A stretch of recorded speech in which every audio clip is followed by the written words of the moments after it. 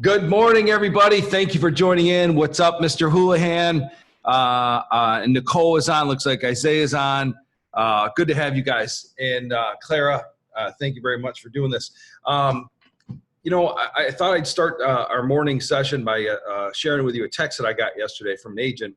And she's a very good agent. She probably does about 15 million, all right? And she's only been doing it for about 6 years.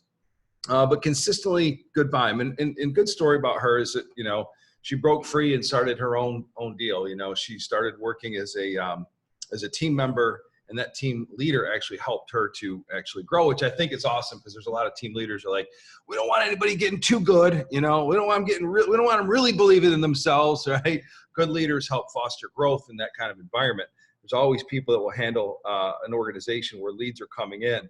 And that's really ultimately the goal I want for everyone, is to, for those people that wish to have a business where primarily what you're doing is running the marketing and recruiting. Marketing, recruiting, because that's what's called leverage. And that's something that we're going to talk about in great detail down the road. How do you get there for those people that are interested? But the text she sent me yesterday, and she's in Vegas today at a conference, she said, that's so nice. I feel the same way. I have a lot to learn from you. Sorry about Friday. I definitely need to role play next week. I just got so sweaty. I get so sweaty when I'm talking to someone who knows what I'm supposed to say with a big smiley face, And so basically what we talked about last week, she was stumbling and not getting a result. And I said, great, we got to go back to the script. Let's grab the script. Great. You like the script? Yes. Made it. Minor changes, kind of adapting to her personality style and vocabulary.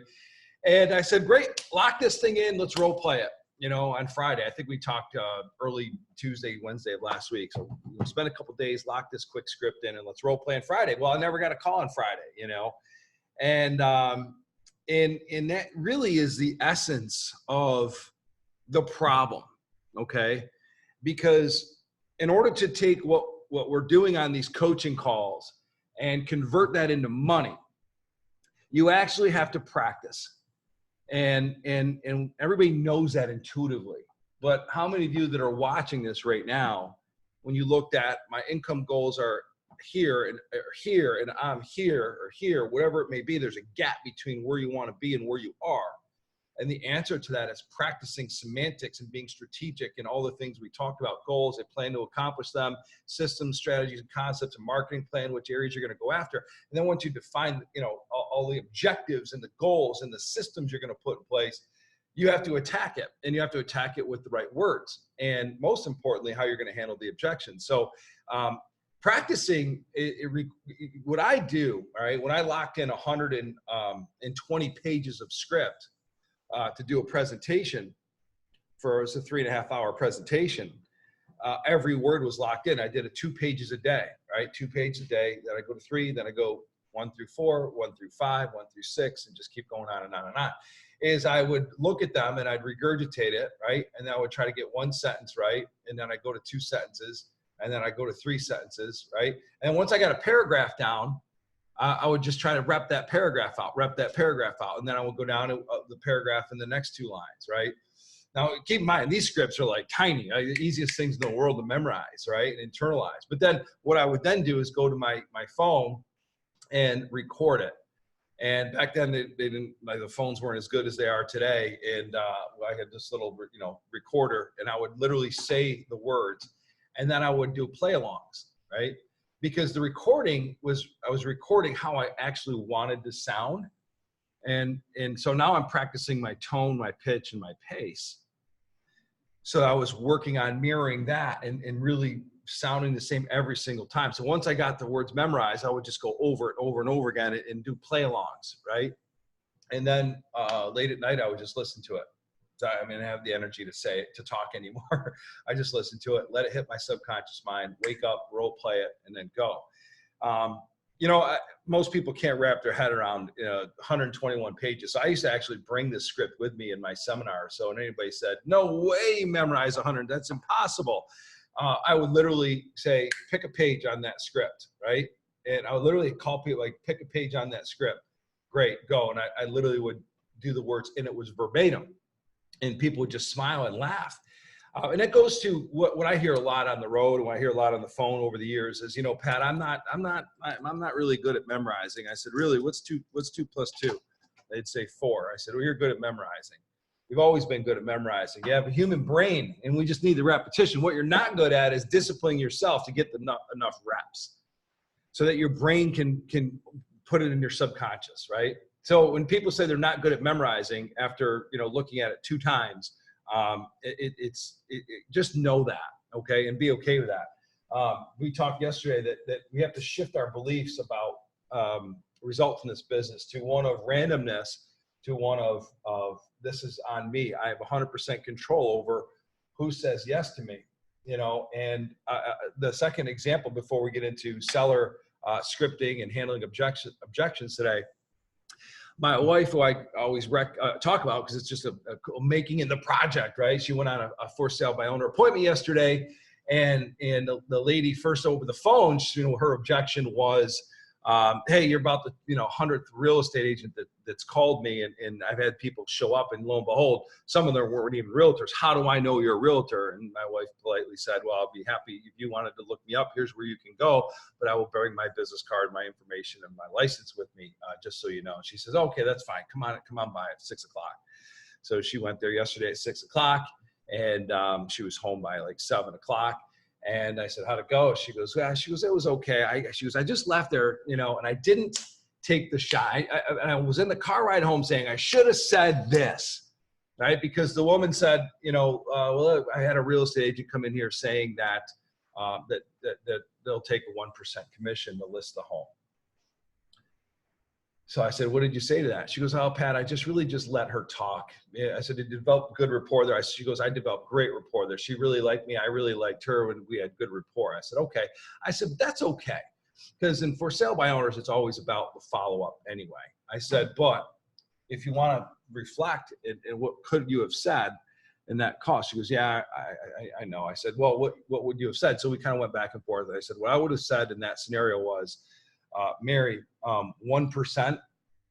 So a real estate agent is willing to come in here and take a 1% commission. That's just giving away 1%. You know what I mean by that? That's what I would say. Do you know what I mean by that? No. Well, what if you really want this house sold? And once I qualified out where she wanted to go and why, her motivation, etc. Really, for a real estate agent to get maximum price for a home seller, they have to market the home effectively, because the kiss of death is getting one measly lowball offer, right? Would you agree? Yes. Okay. Well, they have to spend about 1% of this house to get the home sold. And obviously, I'm doing this for a living. I have to pay my family or feed my family. In order to do that, I take 1% as income. So that's fine. If that person wanted just the income, but if they didn't want to market the home, if they want to do the 3 Ps, which is put it on the MLS, put a sign in the yard and pray, there's a lot of real estate agents that will do that, but that doesn't mean that you will net the most amount of money for your home. Can we talk about that for a minute? So I went on this whole, scenario. I said, you got to take a shot. At some point, you got to educate and stand the for sale by owners up, not in a mean way. And this goes for anybody that's selling their home, okay? And educate them and really do it with a level of conviction, right? And my wife's not there yet. She's not completely unconsciously competent where it's just rolling off as if a doctor was talking to a sick patient, right? Because it's nonsense for somebody to come in and say, I'll take 1%. It's absolute absurdity. Who would, in the right mind, with any skill, ability, or attitude, would do that? And when you explain to them why, it really makes sense. Most people don't know how the real estate game works or really what drives maximum price. So that ultimate question is, Mary, is netting the most amount of money at the end of the day, that is the most important thing to you, correct? Yes. What is it that you're looking to truly net, right? So when she gives me that number, she says 159.9, which was yesterday's number. Great. I would like to come back, run some numbers, just out of curiosity. How did you come up with the price of this for this home? And by asking that question, it would be like, and by the way, in my wife asked that question, what the answer pretty much was is because, well, I bought it for 140. I paid it this many years, and I took a home equity line of credit. In other words, she maxed out the equity in that home, right? And I mean, that's got to come out first, right? That's got to come out early, you know, because if she's buried in that home, you know, that's a whole different education process, right? So in any event, once you find that out, like, it doesn't really, then you go and educate. It doesn't really matter what you think or what you want. It matters what the market will bear, right? So we're in the problem solutions business, and I thought I'd just share those with you because the common thread theme was real estate agents that are not ready, like, bam, to take anything someone says and redirect that with another question that will cause a deeper level of thinking are the ones that walk away in the car or walk down the street to get in their car and go home and say to myself, man, I should have said this, are the ones that didn't practice, you know, are the ones that didn't go over and throw the objection at me, go, boom, again, do it again, do it better, do it again, and do it better.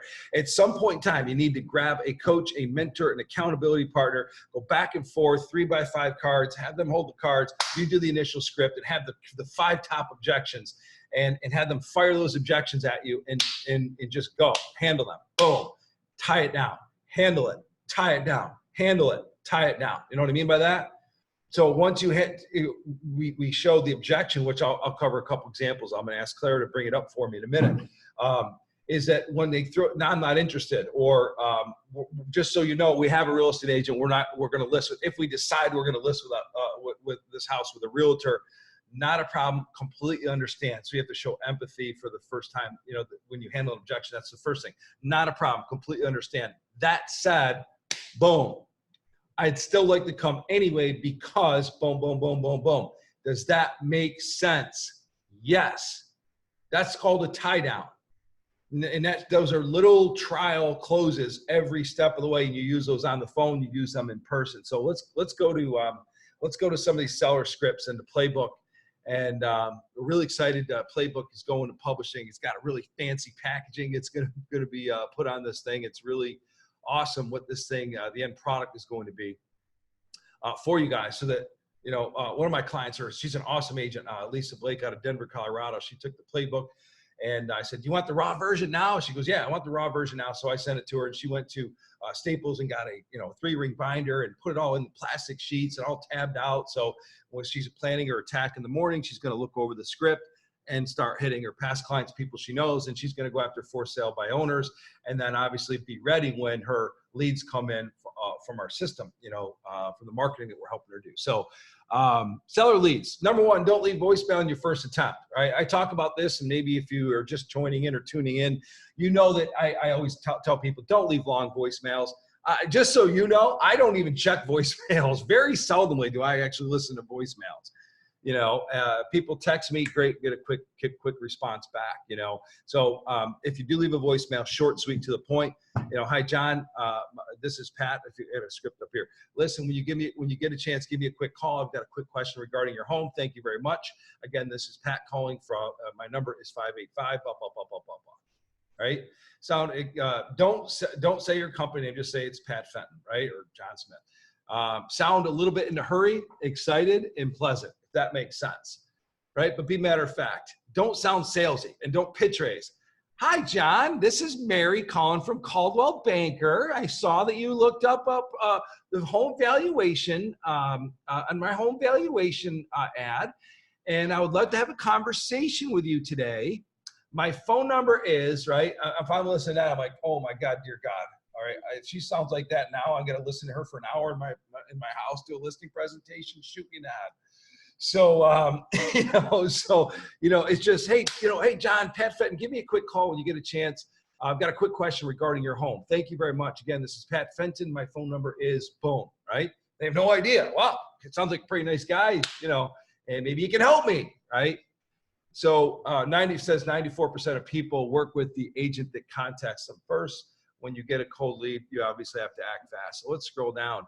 If you get a referral, those are very simple. And I've been using this script since my mentor started working with me at 23 years old. Pretty much the same exact script that it works every time. John, hi, John.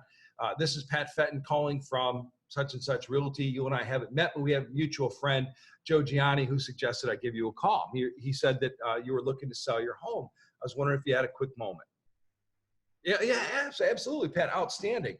Well, listen, I'd like to come, so you're just building rapport. Now, if I did my job when I get referrals, if Joe said, hey, call, Billy Herbst, he's going to be selling a home. I was talking to him the other day. I would simply say, great. Can you tell me a little bit about Billy? Married, kids, what's his hobbies? Oh, he's a big golfer. He's like a 4 handicap and, hits a long ball. Guy, I guess, a phenomenal golfer. Okay, cool. He's got kids, one daughter and a son, their ages. Okay, great. Kids play sports. Yep, daughter plays soccer. She's a really good athlete. Son's a baseball player. I would do that. Why am I taking the time to profile? Because I need stuff to build rapport with, right? I'm trying to find things I'm in common with. Great. Can you do me a huge favor? Just reach out to Billy, send him a text or call him and just let him know I'm going to be giving him a call. Would you do that for me? Awesome. Thank you very much, man. I really, really appreciate that. By the way, I gave somebody a referral recently and it converted into pretty big dollars. And I do it willingly and I love to help people. But I never got a thank you. I never got a card. And I wasn't thinking that, well, I'm not mad about it. Because I know in life, your success in life is directly proportionate to your commitment and focus of helping other people succeed. But I thought about it from the perspective of training and education and thinking to myself, I don't want the people that I coach and train to not send them a thank you note, handwritten, with a $5 coffee coupon. And if they sell and convert that into a sale and you make 5, 6, 7, 8, 9, 10 grand on it, they're going to get something a little nice at that closing. Well, number one, to thank them as a human being. But number two, I want to condition them that, hey, giving me referrals is really good for you, right? So just keep that in mind. Listen, so once you build rapport and you're on the phone, you say, Joe tells me that, Billy, you're a really good golfer. You're an avid golfer, that you play at Penfield Country Club. He says you hit the ball a country mile. Oh, yeah. So now I have stuff to build a rapport. He also says you have a daughter in soccer. My daughter's an avid soccer player, been traveling around the country for many, many years for her. And it's quite an awesome time. A lot of traveling, but it's worth it, man. And we're building rapport and smash home run, right? Then you just go back to, well, listen, I'd like to come out and meet you and your wife. Always make sure you get all the decision makers there. Check out your home and see what point A looks like for you guys and find out what you're looking to accomplish and see if I can help you out. Are you guys around tomorrow by any chance, around 6 time frame? Or I like the alternative choice close. I do, but you got to pull it off the right way. John, are you guys around 6 o'clock tomorrow, or would Thursday be better for you guys? Or right? So when I say it like that, are you guys, would 6 o'clock be good, or would tomorrow be better for you guys? Or that's all planned, right? That's how people talk, right? So I put those into scripting, and I try to write these scripts. And one of the compliments I do get when I write scripts is that they sound like something that people would say. Because a lot of scripts I read that are free off the internet, whatever, it's like, yeah, you go say that, right? Let me see the person that wrote, let me see you convert that into an appointment with those words, all right? So most of the scripts I see really are not very good. They're written by people that I don't think ever really actually picked up the phone and did it themselves. Or they're like 1950s, right? So very simple when you book referrals, you know what I mean? And typically when you build rapport and you get a referral, obviously you're not going to get a ton of objections. Well, Pat, not a problem. I just want to let you, they may say, I want to let you know that we're also bringing in another real estate agent. Oh, fantastic. Who are you bringing in? They know them. Oh, okay, not a problem. Still like to come out anyway. Just keep the appointment, tie it back down. Love to come have the opportunity. That's why your listing presentation has got to just, completely take every objection out. And I'm actually going to go through I can't wait to go over the listing presentation. So I'm doing it tomorrow. It's going to be 2 days of listing presentation, and I will not disappoint you guys. It's very, very good. Home valuation lead. We all know that, when you get leads on, obviously referrals are always the best way to get business. Farming is great if you really are entrenched with neighborhood. One of the things that my wife's doing is there's a house that's for sale in our neighborhood, right? And it's a competing, it's not her, right? Not her organization either. And so once that sells, she's going to take on her skin, her face, her logo, just sold and let everyone know, here's what this house sold for. Here's what it breaks down per square foot. And by the way, here's the last 5 sales in this property with a little tagline. I live at 3 Alden Glen, and my job is to make sure that we get the maximum value of our homes and maintain our neighborhood's values. Should you have any questions relative to your home value, please give me a call. And that's really good because some people are just going to look at that and assume that she made that sale. And she's not deceiving anyone. Just say, this is what this house sold for. So, you know, farming is really good. And if you're really doing a good job farming, referrals are number one, obviously, and getting them from your database and talking to your past clients through the advocate program that we teach, which is where we started with this training, are the 2 best ways to get seller referrals. Internet marketing with seller leads we work seller leads online. We have a team of 50 ISAs upstairs banging out calls, primarily through home valuation leads and some of the unique value proposition marketing campaigns that some of the agents that we work with are doing. So I can't believe I'm 20 minutes in, man. I'm rambling today. Let me get to the point. So home valuation lead. Hello, John. Is this John? Yeah, great. They're going to say, who's this? My name is Pat Fenn. I'm getting back to you regarding the form that you filled out, looking to get an idea of what your home is worth. And I'm going to take care of that for you, John. But real quick, are you by a computer any chance, or do you have your cell phone handy? Yeah, why would I need my cell phone? Great. Can you just pull up your calendar real quick? Why do I need my calendar? Oh, John, I'm sure you're aware that there are many online auto tools that spit out immediate numbers on home values, but they're incredibly inaccurate, as you can imagine. Not only do they not take into consideration your specific neighborhood, but without actually seeing the property, there's no way they can have a factor on things like improvements, updates, conditions, wear and tear, and so forth. So if you're looking for an accurate number for your home, I just need about 5 minutes, swing by, have a quick look at it, and give you an accurate set of numbers based on what I see and the research that I'll do for you. It's no big deal for me because I'm going to actually be about 10 minutes from your house tomorrow around 5 o'clock. You guys around 6 o'clock tomorrow, or would Wednesday be better? Right? It's that simple, right? So you just educate them, you know, and go for the appointment, right? So there's many ways you can actually say that. You know, John, hey, John, my name is Pat. I'm with such and such realty. I see that you're looking to get an understanding of what your home is actually worth. I would like to come by and take a look at your home and give you an assessment, do some research on my end to give you a really accurate number. Are you available tomorrow at 6 o'clock? So if you keep it really simple, great, let them bring up the objection. Let them tell it, well, you know, we just, you know, we thought that we would get just an email back or, you know, take us instantly to this number. So John, there's a lot of different companies out there. Again, I'm just going off the cuff just to show you there's many ways you can skin that and say that. Many different online tools that are incredibly inaccurate. They're pulling from county records, and they're not taking into consideration where your neighborhood is or the adjacent neighborhood might be, maybe completely 2 different neighborhoods in terms of values, as you can imagine. So they're really not strategic, and they're not accurate numbers at all. In order to get an accurate number, one would have to come by and take a look at the neighborhood, the condition of your home, really dive into some of the things you've done to upgrade it, enhance that home, and then take historic numbers to give you a really good indication of what your home can sell for today. Does that make sense? That's a tie down. Does that make sense? Yes. Well, of course it makes sense. That's the beauty of tie downs. You said something that logically makes sense, and then you're asking them if it makes sense. Yes. And by them saying yes, you say, great. Do you have 5 minutes where I can come by? So keep going down, Clara.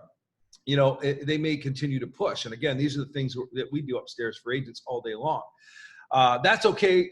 We know agents, so we can do the same thing. We'll just give them a call. John, completely understand. Remember, first step is showing empathy for what they say and recognizing it.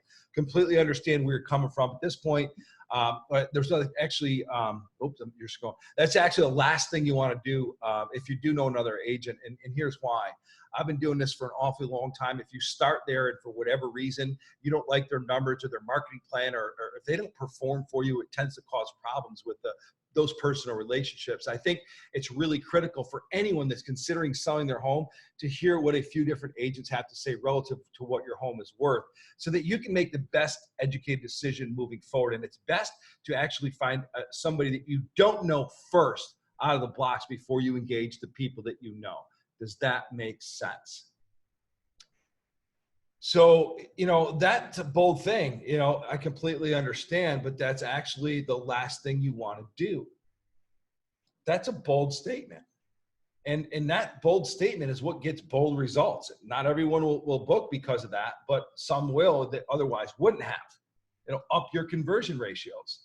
And we just tell them, and by the way, is that not the truth? We're not deceiving them.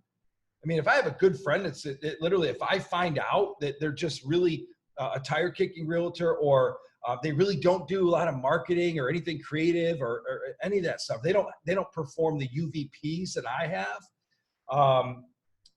I would like to talk to somebody, because it is the most money people have is the equity in their home. That performance is ultimately the most important thing. So you want to get a second opinion, and typically you want to get the first opinion from somebody you don't know. Does that make sense?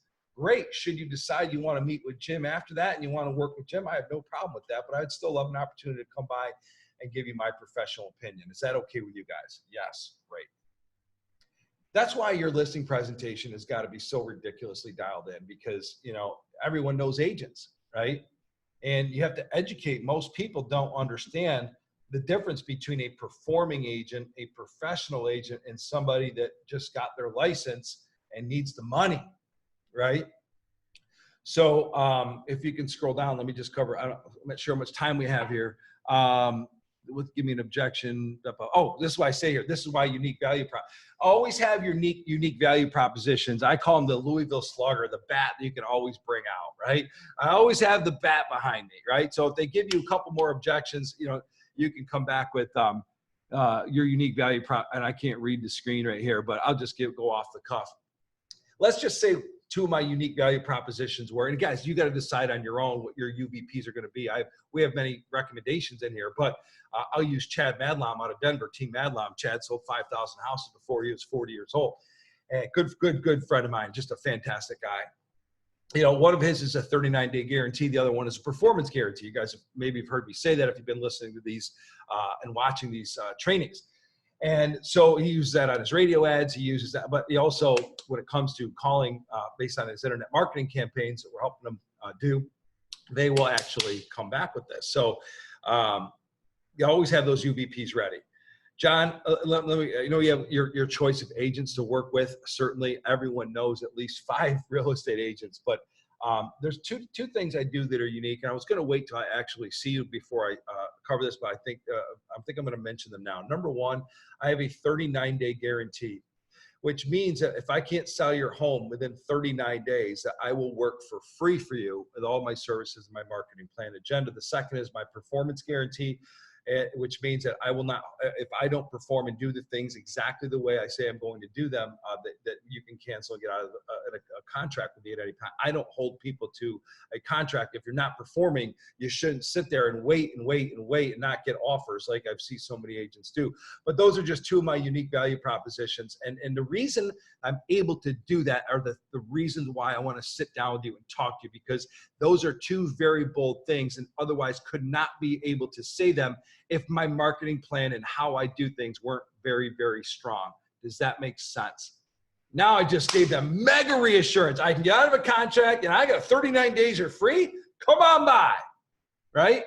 Now with that 39-day guarantee, there's stipulations to that. House has to be professionally staged. It's got to be cleaned, right? They have to agree to fair market value price, right? But that got me in the door, right? And that's fair, wouldn't it? 39 day, if it's fair that, hey, you can't just spend money all day long and just guarantee and work for free, but you know what the average turn time is, you know your marketing plan, and you know your numbers. And if the home is presented the right way, you know that thing's going to sell inside of 39 days.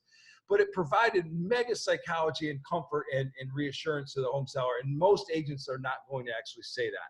One of the other common UVPs in marketing, it leads is, if I cannot sell your home, I'll buy it. Again, agents do that to get in the door primarily because there's stipulations with that. And by the way, you're buying it at wholesale, which is 7 cents on the dollar if the house can't sell. And once they cover that guarantee, right, which is way after rapport, way after qualify, right? And if that comes up, I'll buy it if I can't, right? And they'll elect typically not to do that, right? Now, some scenarios, it's disaster, death, divorce, disease. If it fits one of those categories, then getting rid of it for 7 cents on the dollar now may make sense. And you guys obviously have your host of investors that are 12 and 2, right? 2 points down, 1.1% a month until it sells, right? Then you have your rehab people come in, clean that thing up and sell it, right? So it's really important. I guess the main message I wanted to share with you today was, are you going to literally practice and really practice your objection handling over and over and over, not until you get it right, but until you can't get it wrong? I'm begging you to give that a shot, because if you do that, and once you engage on the phone and you actually see that it works, and that when you ask those times, does that make sense? Yes, great. Are you available tomorrow at 6? I actually am. You're going to be like, damn, they booked with me. How awesome is that, right? And it's going to, what's it going to do? It's going to create a paint stroke. A new belief is going to eventually form about phoning for appointments and objection handling. But I want you to also be okay with stinking out of the gate and fumbling and mumbling out of the gate. It's okay. Just like you started ice skating. It didn't look pretty. Or the first time you tried dribbling a basketball, it wasn't pretty. The first time we start to really dive into, practicing something, we're never good. We just got to keep going. So that's the main message. It's always about reps and reps and reps and reps and reps. And I sit down with people, real estate agents that are making incredible amounts of money, incredible wealth, that are killing it right now. The one thing they'll always say is the reason why we're killing it right now is because we're good at marketing and we're good at lead conversion. And we practice lead conversion every single day. If you're killing it right now, you will then be afforded the opportunity to make sure you invest a percentage of your income, your company's revenue, into marketing and also people. So eventually what I'd like to, for me, if I'm scaling my business, would I have people calling for me? You better believe it. I'm just going to keep getting a little bit better, a little bit at closing. But if you're not there, if you can't afford to hire somebody that is really, really good at it, gosh, by the way, hiring an ISA you've talked to us, either hire us to do it for you or a company like us to do it for you if you're to that point. That practices every single day, and that's all we do. That's all they know upstairs, right? But hiring somebody and paying them $24,000 a year, you're going to get $24,000 results, right? And if they're not around a master, right, objection handling and so forth, it's going to be a complete waste of money. You're spending so much money with Zillow, and the cost per lead is so high. You can't put that into the hands of a novice, a white belt. It's got to be put in the hands of a black belt. So my message is, be a black belt first, build your business, and then you can start offshoring some of these other tasks and responsibilities to other people, companies like us. So God bless, guys. Have a kick butt day. And wherever you may be, I thank you so much for tuning in. And there's anything we can do for you, if there's a topic, if I'm going to cover listing presentation tomorrow, if that's okay with you guys. We're going to break it down. It's going to take me 2, maybe even 3 days to really cover the listing presentation. We're going to go really slow and through it. We're going to talk about the common objections people get. But before I cover it tomorrow, what I want to know from you, what are the common objections that you get in listing Think of the last listing presentation you had and you didn't get the listing. I want to know, I want you to comment right now why you believe you didn't get it. All right. And don't blame them. Oh no, it wasn't me, Pat. It was, I really want to know, as you reflect on that, why do you think that they didn't choose you to be their listing agent? Or what are some of the common objections that you feel as though you're really not good at overcoming in certain listing presentations that you've run? Okay. Put them down. I want to see them. I want to read them today. So that I can make sure not only cover the things I want to cover, but also some of the specific things that you guys get or could use help with regarding the listing presentation. Have an awesome day, guys. Thanks for tuning in. This is Coach Pat signing off. Have a great day.